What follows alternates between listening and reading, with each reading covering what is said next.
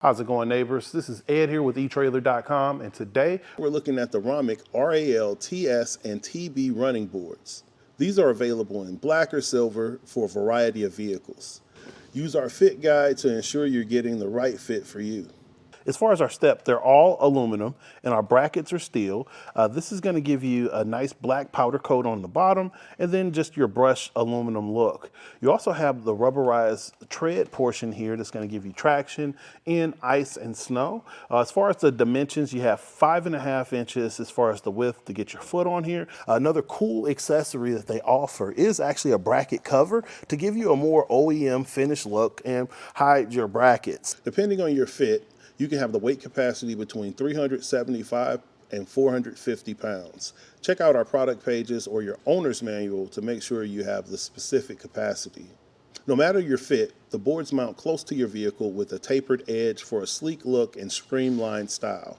Installation is actually pretty straightforward. A little preparation ahead of time, laying everything out and getting your tools together makes it go on pretty easily. We're actually setting up the brackets using a different running board, but the process is exactly the same. It's just a different style.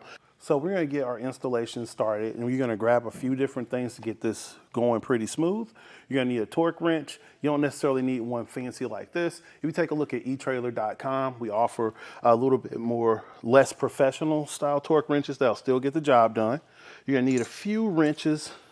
Well, a couple wrenches. It would be handy to have a 15 millimeter and a 13 millimeter, as well as your ratchet wrench.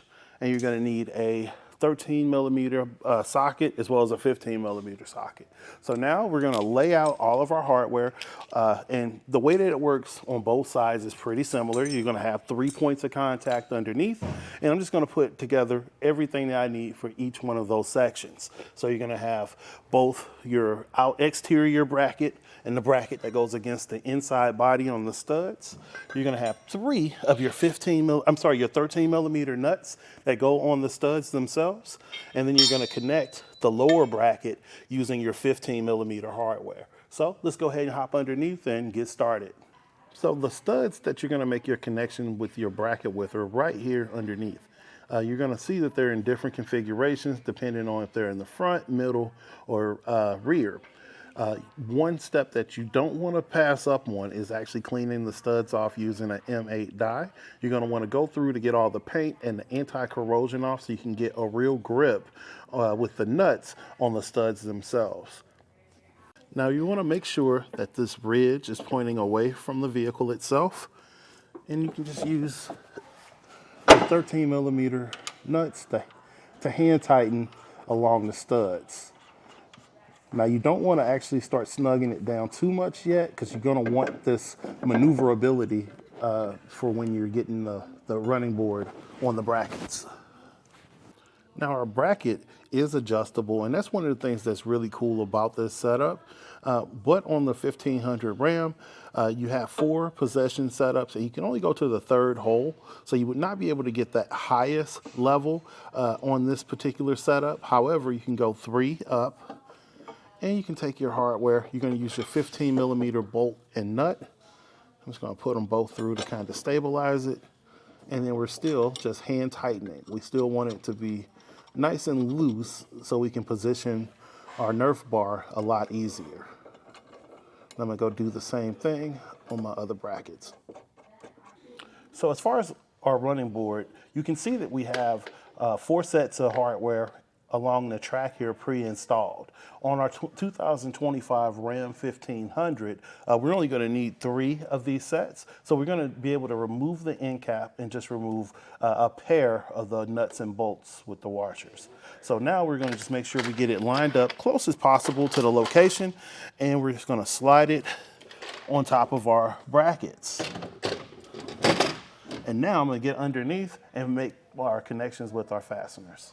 Now, I know you can't see right in here, but there's 2 13 millimeter nuts that we're going to fasten down, and it's going to pull down onto the bolt that was pre-installed into our running board.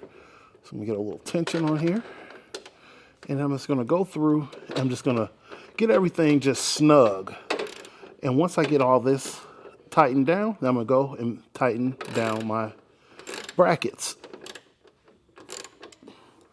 So now that we have our running board attached to our brackets, we're going to fasten down our actual bracket. So I'm going to grab myself a ratchet and a box wrench, and we're going to fasten this down to get the position that we want.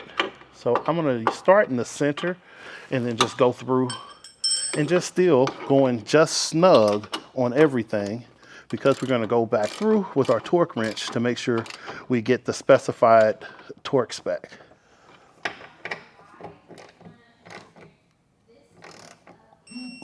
All right, and now that you have everything torqued down to the recommended foot-pounds from the manual, you're completely installed.